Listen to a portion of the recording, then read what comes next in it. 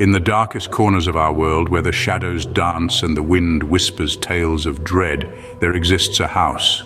Not just any house, mind you, but a house that breathes, a house that watches.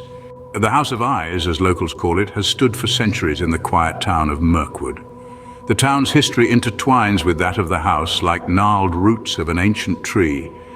It's a history filled with unexplained disappearances, chilling whispers, and a constant sense of dread that clings to the air like a fog. Now imagine, if you will, a young man named Edgar, a man with a heart full of courage and a spirit of adventure. Edgar, who had just moved to Mirkwood, heard tales of the House of Eyes. Being a man of logic and reason, he dismissed these tales as mere folklore, the kind of stories locals tell to scare off curious outsiders. One cold moonlit night, Edgar, driven by his insatiable curiosity, decided to pay a visit to the House of Eyes.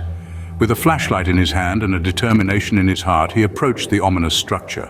As he walked through the ancient creaking doors, he felt a chill run down his spine, not the chill of the night, but a deep, bone-chilling cold that seemed to seep from the very walls of the house itself. He ventured deeper into the house, each step echoing through the silence. The house seemed to watch him with unseen eyes, its silence a haunting melody of dread and anticipation. In a room filled with dust and echoes of the past, Edgar found an old, worn-out diary. As he flipped through the brittle pages, he discovered a horrifying truth. The House of Eyes was alive. According to the diary, it fed on the fear of its inhabitants, growing stronger with each terrified whisper, each panicked heartbeat. Engrossed in the diary, Edgar didn't notice the shadows shifting around him, didn't feel the temperature drop even further. It was only when he heard the soft, almost inaudible whisper that he looked up. The whisper grew into a chorus of voices, a symphony of fear that echoed through the house. The last entry in the diary read, "The house is watching. It's always watching, and when it's seen enough, it feeds." As Edgar read the last word, his flashlight flickered and died, leaving him in the chilling embrace of darkness.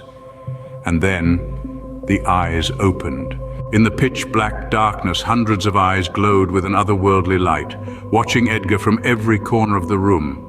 The whispers grew louder, the house seemed to breathe, and the temperature dropped to an icy cold. What happened to Edgar after that night? Well, that's a story for another time.